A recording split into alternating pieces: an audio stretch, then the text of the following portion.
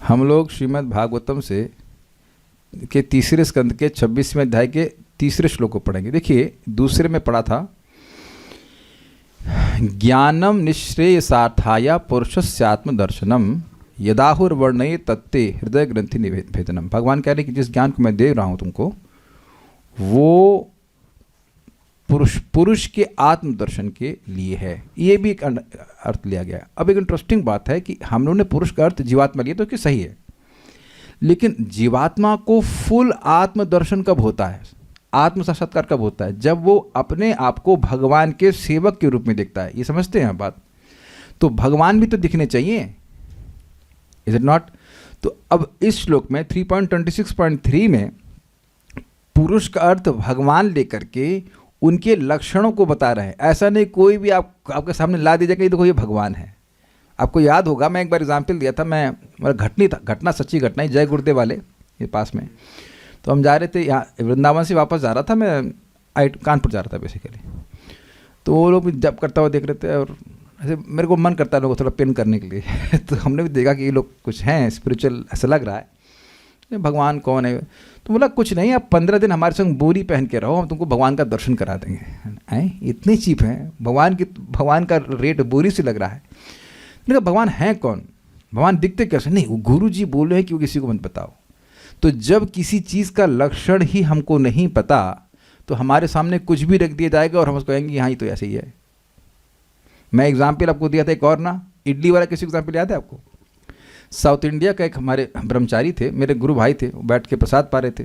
तो इडली सामने आई, लिए नहीं। हमने कहा अरे आप साउथ इंडिया के होकर इडली नहीं खा रहे हैं? कह रहे हैं ये इडली नहीं है, इसमें इडली के लक्षण नहीं है ये आपको लग रहा है इडली नहीं है। तो अब हम लोग तो यही मानते थे कि ये इडली है, तो जो असली इडली नहीं खाया है यही मानता रहेगा इडली है। तो जब कोई भगवान के लक्षण को जानेगा ही नहीं, तो उसे कैसे मालूम चलेगा कि मैं भगवान को देख रहा हूँ?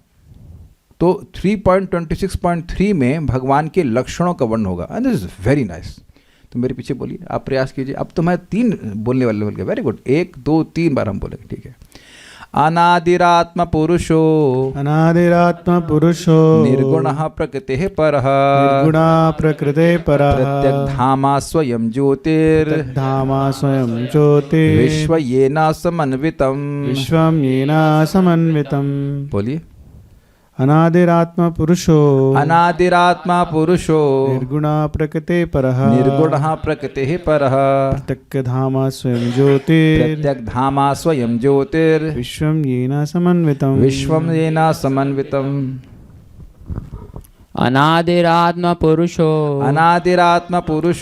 निर्गुणः प्रकृतेः परः प्रत्यग्धामा स्वयं ज्योतिर् विश्वं येन समन्वितम्। माता जी को दीजिए। अनादिरात्मा पुरुषो निर्गुणः प्रकृतेः परः प्रत्यग्धामा स्वयं ज्योतिर् विश्वं येन समन्वितम्। पूर्ण पुरुषोत्तम भगवान परमात्मा है और उनका आदि नहीं। अब आप विचार कीजिए कि अगर हम केवल इस अनुवाद को देखेंगे तो इस भागवत में कोई इंटरेस्ट नहीं आएगा, क्योंकि कोई लिंक नहीं समझ में आ रहा है पिछले श्लोक का और इस श्लोक से। तो ये लिंक समझना होगा कि भगवान का वर्णन क्यों हो रहा है, क्योंकि एक्चुअल आत्मदर्शन में भगवान की उपस्थिति होना जरूरी है। जीवात्मा का हाईएस्ट आत्म साक्षात्कार भगवान के संबंध में है कि भगवान का सेवक है। तो भगवान को जानना जरूरी कि भगवान है कौन, ये इसलिए बोल रहे हैं। पूर्ण पुरुषोत्तम भगवान परमात्मा है, अर्थात सभी के हृदय में रहने वाले आत्मा है, और उनका आदि नहीं है, मतलब उनकी शुरुआत नहीं है। वे प्रकृति के गुणों से परे हैं और इस भौतिक जगत के अस्तित्व के परे हैं। बात एक ही जैसी लगती है ना, प्रकृति के गुणों से परे हैं और इस भौतिक जगत के अस्तित्व के परे हैं। उसकी व्याख्या अन्वय में होगी, टीका में होगी, एक ही बात नहीं है। वे सर्वत्र दिखाई पड़ने वाले हैं ना, सब लोग को भगवान दिखते हैं ना। प्रभात क्या बोल रहे हैं? कितने लोग वोट देंगे कि आपको भगवान हर जगह दिखते हैं? आप देखिए, इस तरह से पढ़ते तो है नहीं हम जो अपने से पढ़ते हैं। आपको दिखते हैं पीताम्बर हर जगह भगवान? बोलिए, माइक पे बोलिए, जो आपका, जो भी आपका क्या रियलाइजेशन है। दिख प्रत्यक्ष तो नहीं दिखते, पर बात तो गलत बोल रहे हैं। माइक पे लीजिए, माइक पे लीजिए। अगर आपका चैंटिंग ऐसे है, कॉन्शियस अच्छा है, देन भगवान देखिए aspect सर्वत्र दिखता है। दिखाई देने वाले व्यक्ति तो वस्तु सबको दिखने चाहिए ना। ऐसा नहीं कि चैंटिंग करे, हीरिंग करे तब दिखाई पड़े। भगवान का हाथ नजर आता है, कौन सा, नीला या काला? उनका हाथ दिखता है भाई। भगवान के पास केवल हाथ है, चेहरा नहीं है, छाती नहीं है, पीठ नहीं है। तब वैसे माता जी ने सही उत्तर दिया, हम भले मजाक बना रहे थे बट सही बात है। सर्वत्र दिखाई पड़ते हैं अर्थात उनका कंट्रोल हर जगह दिखता है। देखिए सिंपल सी बात है, सिंपल, ज़्यादा नहीं पैसे खर्च करना, शायद 1000 रुपये का टिकट है, मायापुर चले जाना आप। इस्कॉन मायापुर को आप, अमेजिंगली मैनेज्ड प्लेस, अमेजिंग। आप लोग गए मायापुर?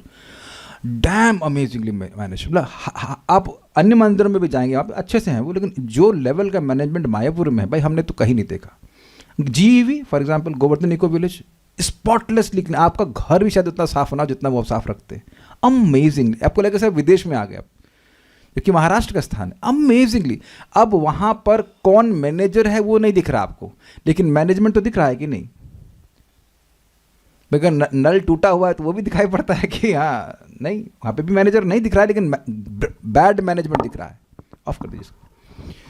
तो सर्वत्र दिखाई पड़ने का मतलब ये नहीं है, जैसे अभी पिताम्बर प्रभु बोले कि प्रत्यक्ष नहीं दिखते हैं, लेकिन उनकी एनर्जीज का प्रभाव दिख रहा है।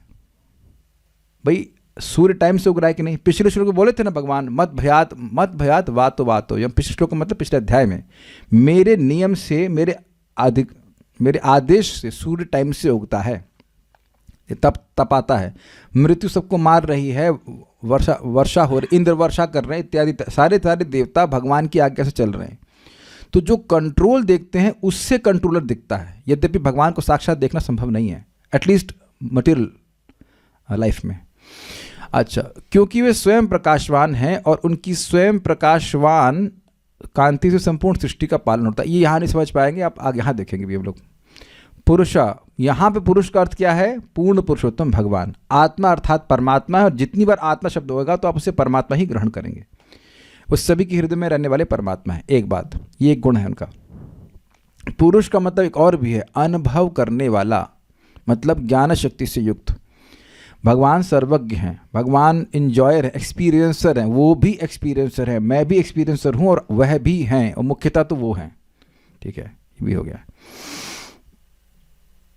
ओके, पार्थसारथी प्रिय माता जी ने सही बोला था, हाँ, शक्ति के रूप में दिखते हैं। ठीक है, नेक्स्ट। अनादि, उनका आदि नहीं है। आदि नहीं मतलब इस जगत में हर व्यक्ति दिखता है जन्म लेते हुए, लेकिन भगवान का आदि नहीं। अब कभी कभी लोग प्रश्न करते हैं, जब भगवान से सब कुछ आया तो भगवान कहाँ से आए? तो उनसे पूछो तुम्हारा ये प्रश्न कहाँ से आया? ये प्रश्न तुम्हारा आया है भगवान की डेफिनेशन को न जानते हुए। बाय डेफिनेशन भगवान क्या है? अनादि। एक बार एक भक्त ने पूछा था, एक हाउस प्रोग्राम था, कि भगवान कौन है? तो श्रीमान लीला पुरुषोत्तम प्रभु ने बड़ा सुंदर उत्तर दिया कि जब आप इस जगत में किसी को देखोगे तो वो नियामक है और वो नियमित है। He is controlled and he is a controller. लेकिन अगर कोई ऐसा व्यक्ति मिल जाए जो किसी के द्वारा कंट्रोल्ड नहीं हो, तो वो भगवान है। कुछ समझ रहे हैं? हम लोग एटलीस्ट अपने देह की बात करें तो हमारे देह की शुरुआत होती है, तो हम डिपेंडेंट नहीं किसी के ऊपर, माता पिता पर। लेकिन भगवान अनादि, वो किसी पर निर्भर नहीं करते न। अच्छा, एक और इंटरेस्टिंग बात है कि अनादि तो अब जीवात्मा भी है, मैं और आप भी, किसी हमारी कोई शुरुआत नहीं है टाइम फ्रेम में, लेकिन हम सभी चीज़ों के आदि नहीं हैं। तो भगवान अनादि हैं, उनका कोई आदि नहीं है, लेकिन वो सब चीज़ों के आदि हैं। इस बात को, इस अनादि शब्द को सुनने के आदि लोग नहीं हैं। I am playing on words, समझ रहे हैं बात? क्योंकि हर वस्तु की शुरुआत देखते हैं, इसलिए धारणा ही नहीं कर पाते कि भगवान के तो कोई ऐसा कैसे हो सकता है कि भगवान अनादि हो। अभी तो केवल शब्दों की व्याख्या कर रहे हैं, टीका में और देखेंगे। निर्गुण मतलब वे प्रकृति के गुणों से परे हैं, या कह लीजिए कोई प्रकृति के गुण नहीं है, ये अर्थ लीजिएगा। अर्थात रजोगुण तमोगुण सतोगुण नहीं है, प्रकृति परा, और वह इस भौतिक जगत के अस्तित्व के परे हैं।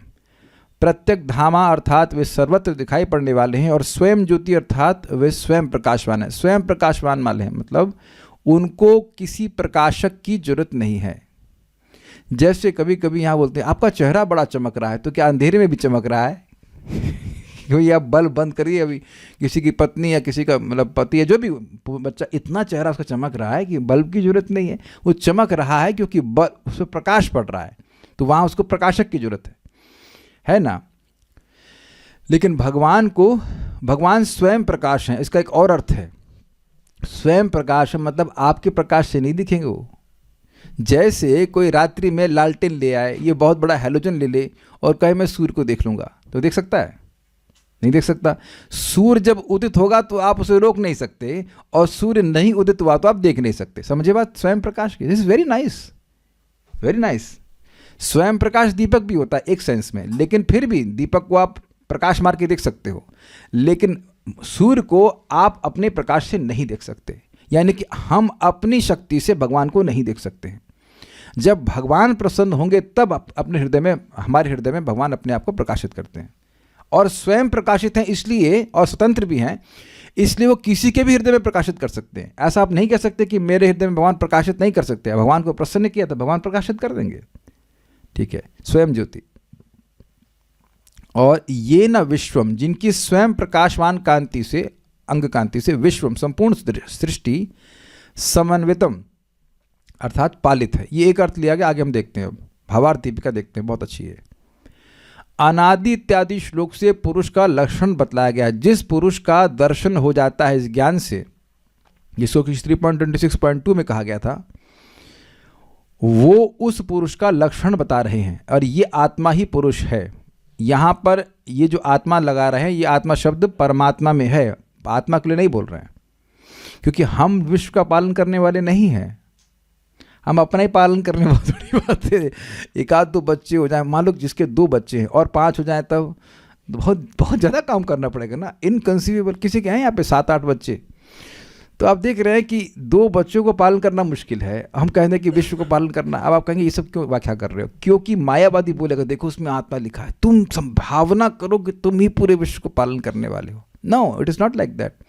क्योंकि यहाँ लिखा है कि पूरे विश्व का पालन करने वाला, उसी से क्लियर हो गया कि हम अपनी बात नहीं कर रहे हैं, मतलब आत्मा की बात नहीं कर रहे हैं। यहाँ पे आत्मा का अर्थ परमात्मा यानी भगवान है। ठीक है, तो प्रश्न है कि आत्मा कौन है? कौन है वो आत्मा? इसके बारे में बात हो रही है, तो कह रहे हैं इसका उत्तर है प्रत्यक धाम। अब इसको ध्यान से सुनिए। प्रत्यक, मैं इसके संस्कृत लिखा हूँ, टीका में ऐसे लिखा गया। प्रत्यक धाम को तोड़ेंगे ऐसे, प्रत्यक प्लस धाम। अरे इधर देखो हमारी तरफ देख, समझ नहीं आएगा। इधर हम भी इधर ही देख रहे हैं, हम भी टेक्स्ट में देख रहे हैं। देखिए, प्रत्यक धाम शब्द था, प्रत्यक धामा था एक्चुअली, तो उसको प्रत्यक प्लस धाम, तो उसको प्रत्यक मतलब प्रतिलोमम, धामम स्फूर्ति यस्य, अर्थात प्रत्यक अर्थात प्रतिलोम, अर्थात सभी इंद्रियों के द्वारा अगम्य, जिनकी धाम अर्थात स्फूर्ति अर्थात स्वरूप ज्ञान है, यानी भगवान स्वयं प्रकाश। मतलब भगवान की का अनुभव किसी भी भौतिक इंद्रिय से नहीं हो सकता, ये कहना चाहते हैं। आपने सुना है प्रत्याहार, इनवर्ड। तो जो इंद्रियां बाहर जा रही हैं, विषयों को पकड़ रही हैं, वो भगवान को नहीं पकड़ सकती। ये आया या ऊपर से गया? क्योंकि आप सोच रहे थे श्लोक तो बहुत इजी होगा। फिर से हम समझाने का प्रयास करते हैं। अनुलोम विलोम तो सुना ना, कि अनुलोम विलोम नहीं, प्रतिलोम। प्रत्यक मीन्स इनवर्ड। तो भगवान को कोई भी इंद्रिय पकड़ नहीं सकती है। और धाम का मतलब होता है स्वरूप। स्फूर्ति समझ रहे हैं? स्फूर्ति मीन्स कैसे बोलेंगे, जैसे आप लोगों को कभी कभी जप करते हैं तो बड़ा सुख मिलता है और वो स्पॉन्टेनियसली मैनिफेस्ट हो जाता है, उसको स्फूर्ति कहते हैं। तो अगर और सिंपल शब्दों में कहा जाए, स्फूर्ति का मतलब होता है अनुभव। तो दुनिया में हम बहुत सारी चीज़ देख रहे हैं, जितना भी देख पा रहे हैं, लेकिन कहीं पर भी भगवान की स्फूर्ति हमारी इंद्रियों से हो रही है। अब तो समझ में आ रहा है ना कि नहीं? आप हर जगह देख रहे हैं और वहाँ हैं भगवान, है कि नहीं? परमात्मा के रूप में हर जगह है, लेकिन वहाँ भगवान की स्फूर्ति नहीं हो रही। यहाँ तक कि जब विग्रह को देखते हैं लोगों को, तब भी स्फूर्ति नहीं होती है। बड़ी अच्छी मूर्ति है, ये कौन है? कृष्ण बलराम की मूर्ति को देखकर पूछते हैं कि राधा किसमें, राधा रानी कौन है? इतने तो अज्ञान में है जीव। समझ रहे हैं बात? प्रत्यक धाम का मतलब है कि मेरी इंद्रियां भगवान को नहीं पकड़ेंगी। ये नहीं कह रहे हैं कि भगवान को पकड़ा नहीं जा सकता, भगवान खुद पकड़वाएंगे तो पकड़ में आ जाएगा, लेकिन मेरी इंद्रियां नहीं पकड़ेंगी। आप देखो कि मैं अगर पूछूं कि इस रूम में चश्मा कहाँ है, तो आप कहाँ ढूंढना है चश्मा? आंखों के ऊपर। कितने चश्मे यहाँ पर गिनिए, गुनिए इसको, अपना भी गिन लेना। ठीक है, 6 चश्मा। और ये वाला नहीं देखा, एक टेबल पे भी रखा होगा ना, आप सोचे नहीं होंगे कि एक टेबल पे भी हो सकता है। आँख पे भी। तो आपने अब अपना रडार लगाया तो रडार में दिख गया, हाँ चश्मा चश्मा चश्मा, ठीक दिख गए चश्मे। कितने माइक हैं तो आप हाँ ठीक है 2 या 3 माइक गिन लेंगे। तो अब इन सब स्थानों में भी तो भगवान हैं। आप चश्मा देख रहे हो, भगवान को तो नहीं दिख रहे ना। तो चश्मे का स्वरूप दिख रहा है, क्योंकि वह प्रत्यक धाम नहीं है, अपने आप दिख जाता है चश्मा है यहाँ पे। इज इट मैं किसी को समझा पाया ये बात? वस्तु में देख रहे हैं लेकिन भगवान नहीं दिख रहे, क्योंकि भगवान को दिव्य इंद्रियों से ही देखा जा सकता है, भौतिक इंद्रियों से नहीं। अगर किसी को समझ में आया हो तो भाई लाइक बटन दबाओ ताकि आगे बढ़े हम। ये लोग तो आज ऐसे एकदम फेड लग, एकदम एब्सेंट माइंडेड लग रहा है कि क्या बोल रहे हैं, लग रहा है तेलुगु में क्लास हो रही है। अरे कोई नई बात थोड़ा बोल रहे हैं, एक आध दो लोगों को समझ में आ गया तो ठीक है, आगे बढ़ते हैं। प्रत्यक धाम मतलब उनका स्वरूप, धाम मतलब स्वरूप। धाम का मतलब केवल धाम ही नहीं होता, धाम का मतलब स्वरूप भी होता है। तो भगवान के स्वरूप की स्फुरना भौतिक इंद्रियों से नहीं हो सकती, ये करते हैं, यानी अपने से प्रकाशित करते हो अपने आप को। नोट, जैसे सूर्य को सूर्य के प्रकाश से ही देखा जा सकता है और किसी प्रकाश से नहीं, वैसे ही किसी भी इंद्रिय के द्वारा भगवान के स्वरूप का ज्ञान नहीं हो सकता है। ओके, वरुण प्रभु को माइक दीजिए। अधोक्षज शब्द की व्याख्या करिए। अब ये मत कहिए कि नहीं पता है, बोलिए अधोक्षज का मतलब क्या होता है? जो इंद्रियों से नहीं देखे। नहीं, ऐसे नहीं, ऐसे नहीं, तोड़ के बताओ अधोक्षज का क्या मतलब होता है? आंखों से जो नहीं देखे जा सकते। आंखों से, कान से सुने जाते, नाक से सूंघ लेते भगवान उसकी को। परिभाषा से बाकी इंद्रियों से भी नहीं देखे। कितना डर के दे रहे हैं। ऐसे एग्जाम पास किए थे आपने बी.कॉम के, ये हो सकता है शायद। इतना ही कॉन्फिडेंस है। अब चलिए इनको आज प्रभु जी लोगों को परेशान करेंगे। हाँ, राधारमण प्रभु अधोक्षज की व्याख्या करिए। और फंस गई। हाँ बोलिए, ऑन कर लीजिए। हाँ, जो हमारी इंद्रियों के परे हैं, मतलब इंद्रियों की पकड़ में नहीं आती। इंद्र की पकड़ में नहीं, गलत तो नहीं बोल रहे, व्याख्या करिए अधोक्षज की। ओके, माता जी को दीजिए। अधोक्षज का मतलब अध और अक्ष, यानी जो हमारे नेत्रों से नीचे रह जाता है जो ज्ञान, हम उनको उसको नहीं पकड़ पाते। तो इन आँखों के कोई बात नहीं, आज हम अच्छे मूड में किसी को नहीं डांट लगाते। अब चलिए फिर समझा देते हैं। देखो मैं नहीं समझा रहा हूँ, ध्यान से सुनना, नहीं बात। अक्ष प्लस ज, अध प्लस अक्ष प्लस ज। अब बच्चों को, आपके बच्चों से पूछेंगे, अगर बच्चे नहीं उत्तर मिले तो आपको डांट लगाएंगे। अक्ष प्लस ज, अक्ष मतलब आँख और ज मतलब उत्पन्न। तो जो आँख से उत्पन्न ज्ञान होता है वो अध, वो भगवान से नीचे रह जाता है। कभी आपने एक गेम खेला है, बॉल लिया, एक लड़का ऊपर है और आप नीचे हैं, और आप बॉल फेंकते हैं, उस तक पहुंच नहीं पाती, नीचे आ जाती है। वो इतना, मतलब 3rd फ्लोर पे है, तो आप बॉल फेंक रहे हैं, बॉल वहाँ तक पहुँच नहीं पाती, नीचे गिर जाती है। ये सबने खेला ना, एटलीस्ट ट्राई किया ये।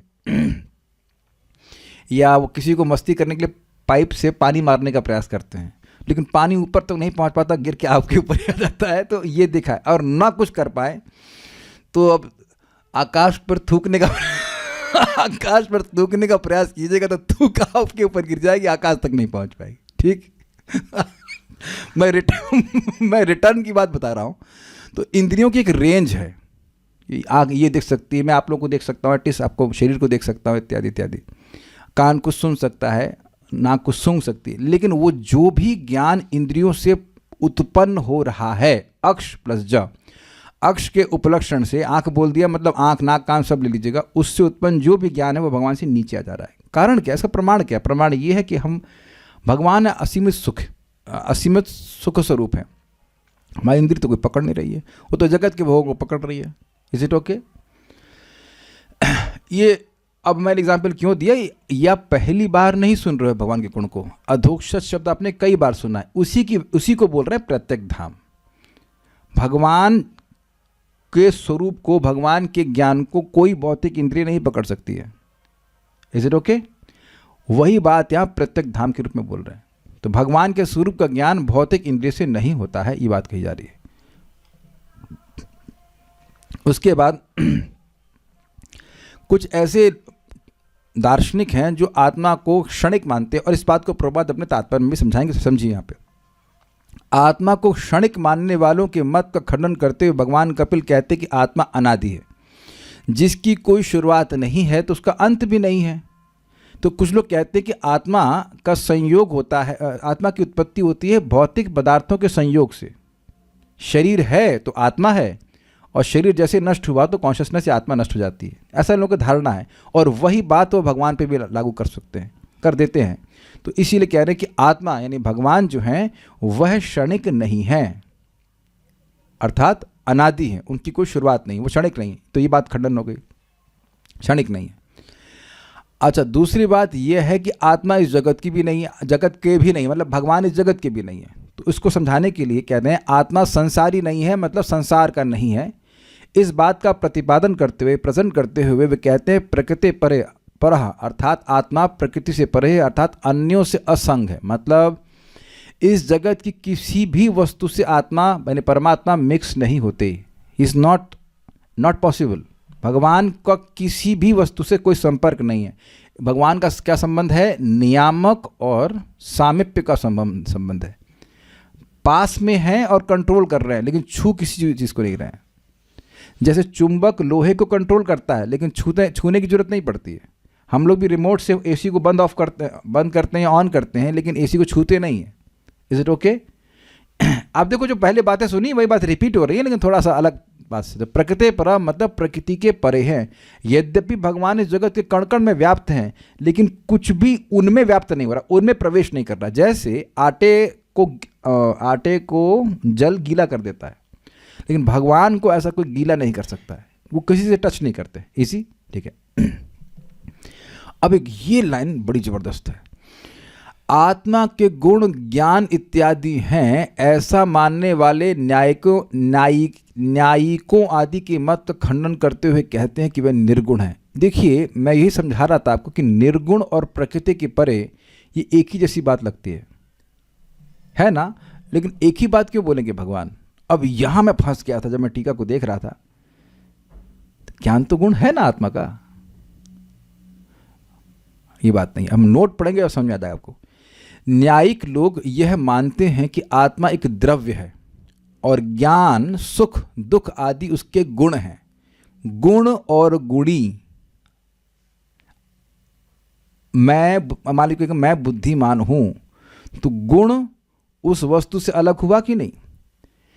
कमल और उसकी गंध, गुण और गुणी का संबंध हुआ कि नहीं? तो यहां ये लोग कहते हैं, कुछ लोग कहते हैं कि आत्मा के पास ज्ञान है। जैसे ग्लास में जल है, तो जल अलग कर सकते हैं कि नहीं? तो लेकिन यहां भगवान कह रहे हैं कि भगवान जो है आत्मा निर्गुण है, अर्थात वो इसमें गुण और गुणी का संबंध नहीं है। ऐसा नहीं कि उसके पास ज्ञान है, अपितु वो ज्ञान स्वरूप है। समझाता हूं, जैसे सूरज के पास प्रकाश है, ऐसा नहीं कहा जाता। सूरज प्रकाश स्वरूप है। आप सूरज के तेज को कभी सूरज से अलग कर सकते हो? आप कमल की गंध को, उसको रस निकाल लीजिए। कमल जैसे यहाँ नहीं, कमल नहीं, कमल भी है, शुगर केन का जूस निकाल लीजिए। आप कोई खरीदेगा आपका शुगर केन? तो उसकी मिठास को आपने अलग कर दिया कि नहीं कर दिया? कुछ लोगों की मान्यता होगी कि हम सुंदर हैं, कुछ समय के बाद हमारा सौंदर्य निकाल लिया जाएगा, है कि नहीं? दांत झाड़ ली जाएंगे दांत झड़ जाएंगे, झुर्रियाँ पड़ जाएंगी, सब कुछ होने वाला है कि नहीं? आँख के बहुत मोटा मोटा चश्मा लग जाएगा। This will all happen. तो अगर सौंदर्य पकड़ा जाए तो इस जगत में जो सौंदर्य आप पकड़, सुंदर व्यक्ति का सौंदर्य, लेकिन कुछ समय के बाद सौंदर्य हट जाता है। Is it okay? यहां पे गुण और गुणी एक ही व्यक्ति है क्या? गुण और गुणी एक ही बात है? नहीं, गुणी अलग है और गुण अलग है। ज्ञान और ज्ञानी अलग अलग है। Do you agree? लेकिन भगवान ज्ञान स्वरूप हैं। ऐसा नहीं कि उनके पास ज्ञान है आप छीन लोगे उनसे। तो आप प्रश्न करोगे भगवान के पास ज्ञान नहीं है? जी हां, उनके पास ज्ञान है, लेकिन वो ज्ञान स्वरूप हैं। His form is of knowledge. जैसे सूर्य प्रकाश दे रहा है कि नहीं, तो सूर्य के पास प्रकाश है, लेकिन सूर्य प्रकाश स्वरूप भी तो है। तो इसलिए कुछ लोग कहते हैं कि भाई इसमें गुण हैं, लेकिन कह रहे हैं नहीं, ये निर्गुण है। निर्गुण मतलब ऐसा नहीं कि इसमें पास कुछ गुण हैं जो आप अलग कर दोगे इसको। भगवान के पास, भगवान के गुण और भगवान में कोई भेद नहीं है। जैसे अभी हम भगवान के गुणों की चर्चा कर रहे हैं तो भगवान का ही संपर्क कर रहे हैं। भगवान के गुणों का संपर्क, उनके गुणों की चर्चा मतलब भगवान का संपर्क। भगवान ऐसे समझिए, आप, आपका नाम है लेकिन आप नाम नहीं हो, अग्रीड। लेकिन भगवान का नाम और भगवान में कोई भेद नहीं। अब तो क्लियर हो रहा है, क्या भगवान का नाम है और भगवान का नाम भगवान है, वो भी है। तो वो ये जो न्यायिक लोग हैं वो ऐसे अलग कर देते हैं कि नहीं, भगवान में जो है ना, भगवान के गुण हैं, लेकिन भगवान ही गुण हैं, भगवान के गुण उनसे अभिन्न नहीं, इसलिए कह रहे निर्गुण। तुम जिस, मतलब कहने का मतलब है, तुम जिस तरह से गुणों की धारणा कर रहे हो कि जगत में कोई वस्तु गुणों से युक्त है, उस तरह से भगवान नहीं है। भगवान अनादि हैं और उनके जितने भी गुण हैं वो उनसे अभिन्न है, इस अर्थ में कह रहे निर्गुण। किसी की नींद टूटी अभी तक? आई थिंक अगर सारे प्रोसेसर लगाएंगे तब समझ में आ जाएगी बात। बड़ी सूक्ष्म बात थी ये, हमको बहुत अच्छी लगी थी। टीका आगे पढ़ते हैं इसको, तो एक बार नोट पढ़ लेते हैं। न्यायिक लोग ये मानते हैं कि आत्मा एक द्रव्य है। द्रव्य मीन्स पदार्थ, और पदार्थ और पदार्थ का गुण अलग अलग होता है।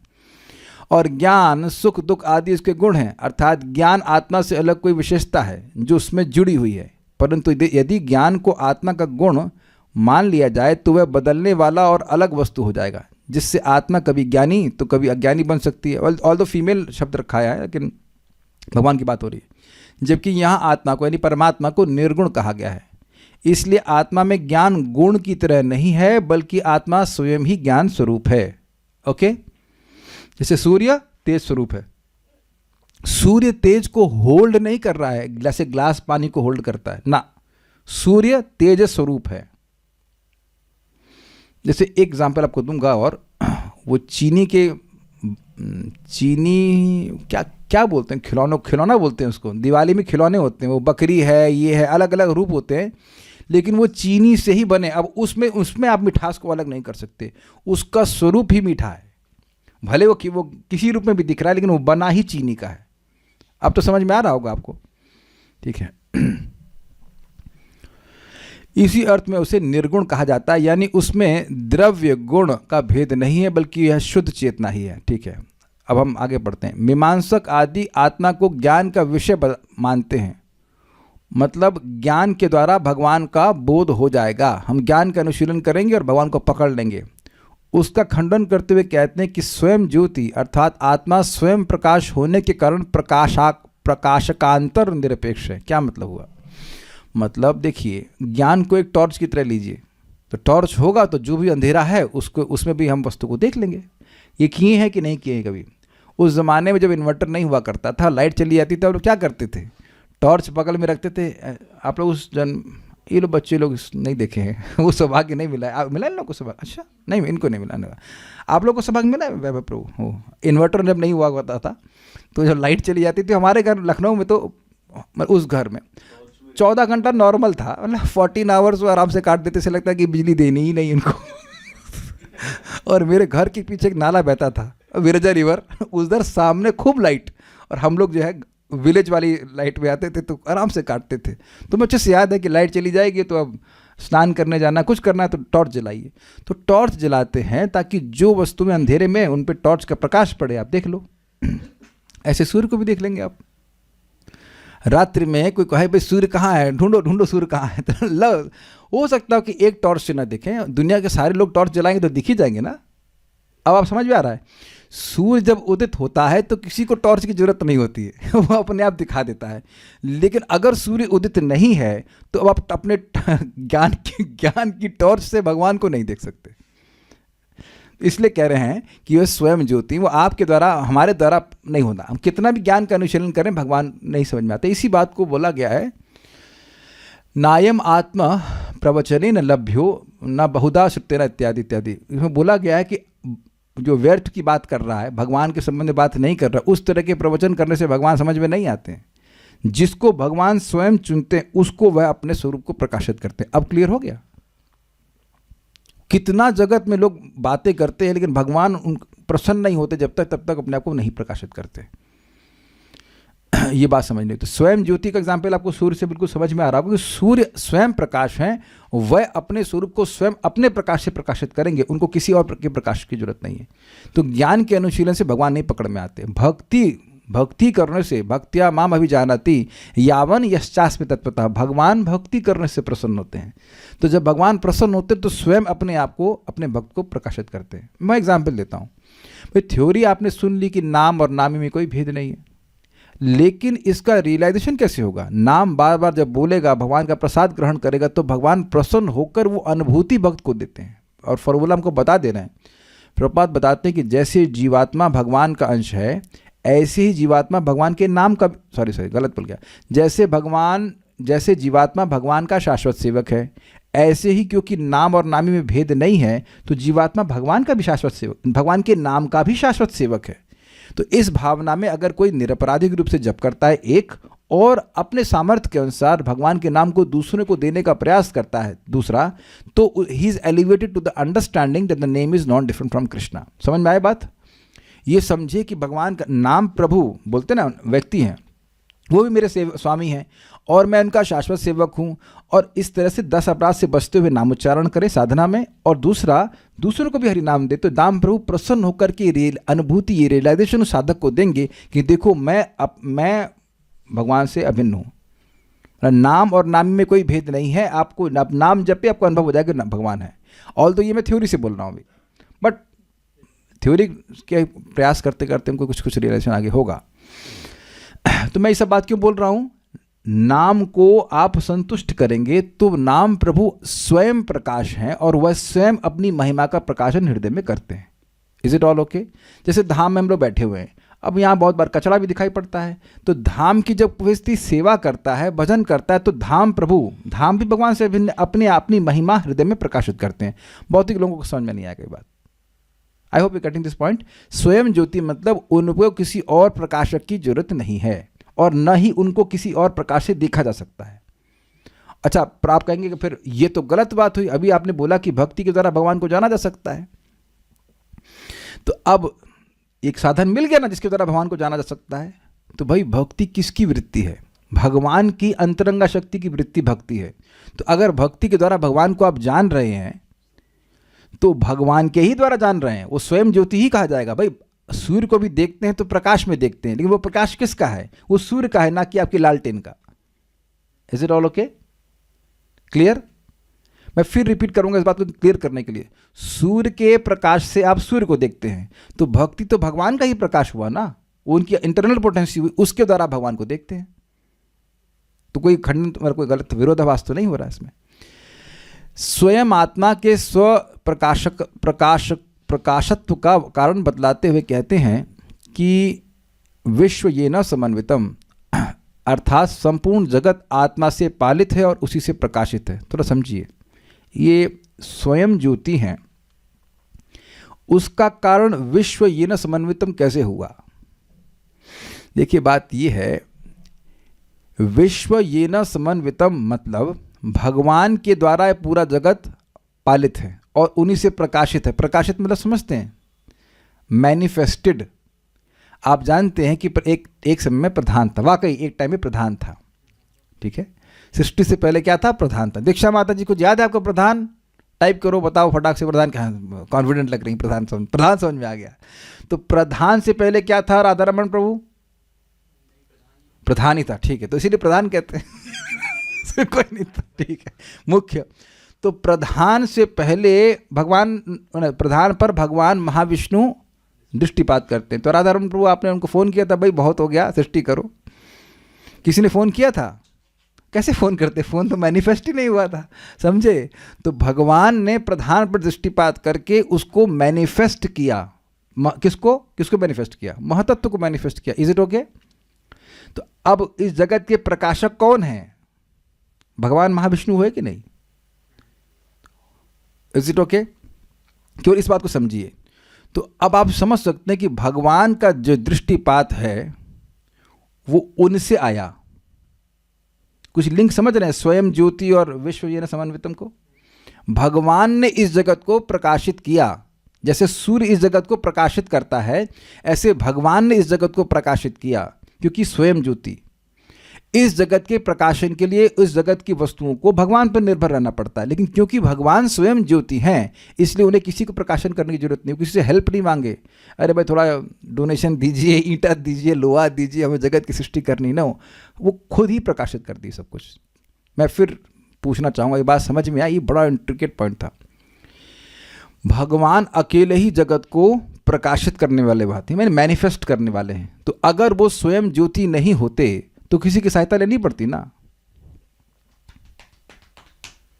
भाई इस रूम में प्रकाश है, बल्ब का प्रकाश है, तो बल्ब क्या अपने आप जल रहा है? बल्ब डिपेंडेंट है पावर हाउस पे, पावर हाउस डिपेंडेंट है बहुत सारी चीज़ों के ऊपर, एक न एक इंटरडिपेंडेंस है। लेकिन मगर मैं आपसे पूछूं कि भगवान को इस जगत को मैनिफेस्ट करने में, प्रकाशित करने में, नॉट इन द प्रकाशित का अर्थ यहाँ पे प्रकाश का नहीं है, प्रकाशित का अर्थ है मैनिफेस्ट करना, प्रकट करने में किसकी सहायता की जरूरत पड़ी? वार्षभानी माता जी, आपने कोई सहायता करी भगवान की?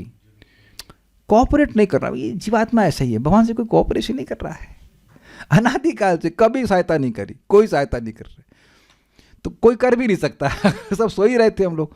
तो पॉइंट इज कि भगवान इस जगत को प्रकट करते हैं, उसमें वो किसी की सहायता नहीं लेते। तो अगर वह स्वयं ज्योति अर्थात स्वयं प्रकाश अर्थात इंडिपेंडेंट कह लीजिए नहीं होते, तो ऐसा कर कैसे पाते? तो भगवान क्योंकि बिना किसी सहायता के इस जगत की सृष्टि कर रहे हैं, जगत का प्रकाशन कर रहे हैं, ये सूचित करता है कि वह स्वयं ज्योति है। स्वयं ज्योति इज नॉट सिंपली लाइट, स्वयं ज्योति मीन्स एवरी इज इंडिपेंडेंट, वो किसी पर निर्भर नहीं करते।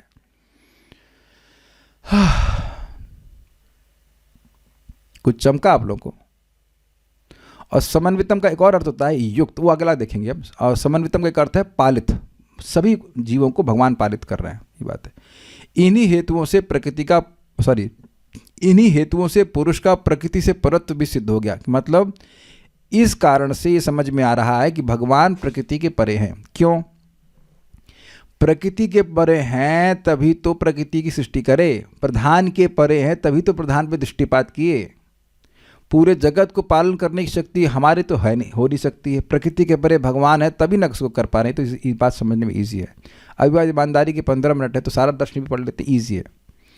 उनमें पुरुष का लक्षण बताते हुए कहते हैं अनादि। अनादि अर्थात सृष्टि से पूर्व स्थित और सब कारणों का कारण होने से नित्य। देखिए एक इंपॉर्टेंट बात है, अनादि तो आत्मा भी है, लेकिन आत्मा सभी का आदि नहीं है। तो अनादि से केवल ये ग्रहण नहीं करना होगा कि भगवान सब के आदि नहीं है लेकिन बाकी और कुछ नहीं कर रहे हैं। वो उनका आदि नहीं है लेकिन वो सबके आदि हैं, उसको ग्रहण करना होगा, यद्यपि यहाँ पे वर्णन नहीं हो रहा है। ठीक है, एक बात हो गया। नेक्स्ट, वे निर्गुण अर्थात प्रकृति के गुणों से रहित हैं, इसलिए इजी है। क्योंकि प्रकृति परा, प्रकृति से भिन्न है, प्रकृति से परा, ये भी इजी है।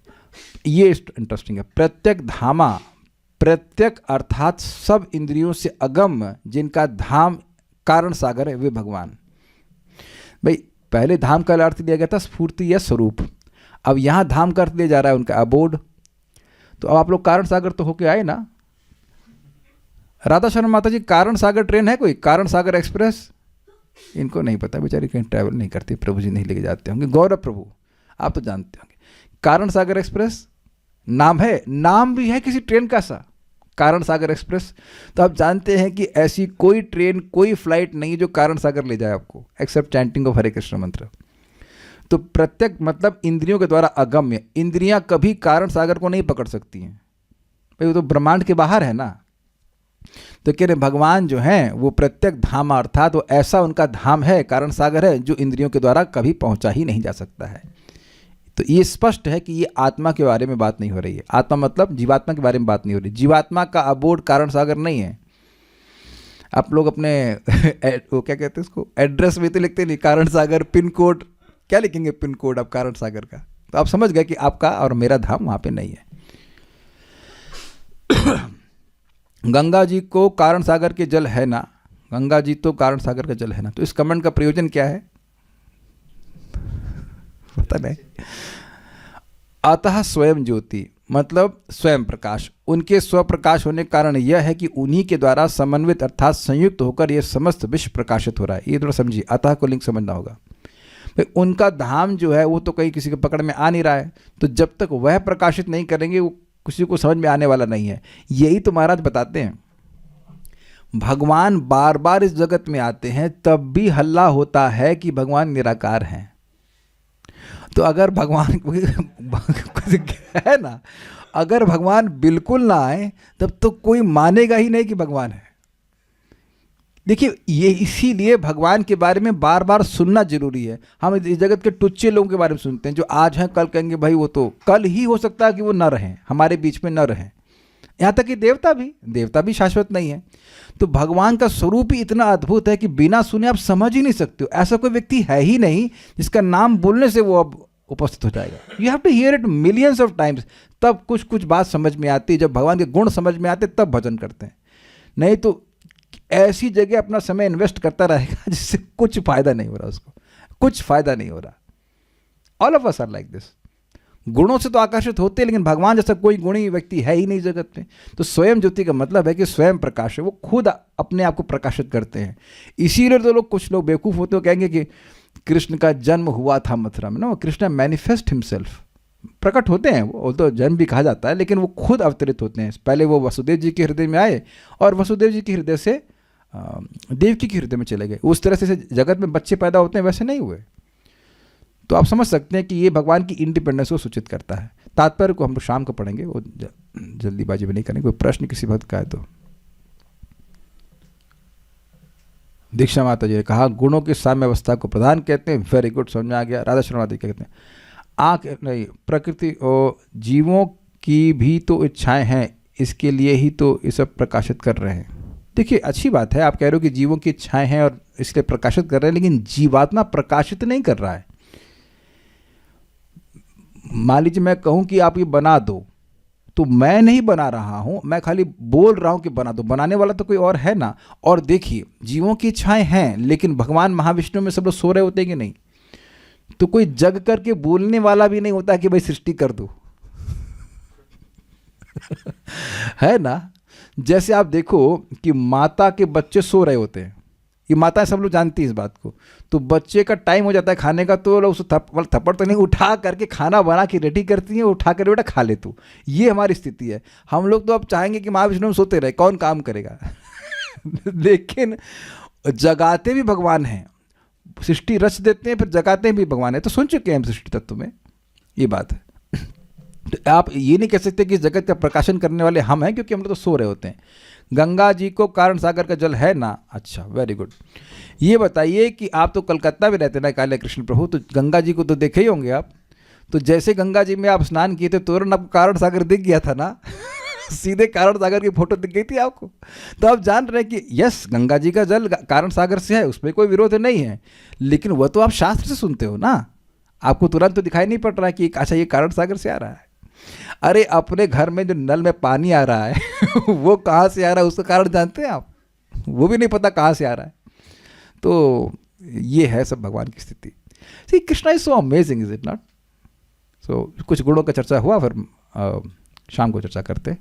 तो और कोई प्रश्न है किसी वक्त का? आई थिंक सबको समझ में आ गया होगा ना, इजी श्लोक का आ ही गया होगा। थोड़ा पढ़ेंगे तो हम बहुत मज़ा आ रहा था। The words were so nicely explain by the acharya. So will meet you in the evening.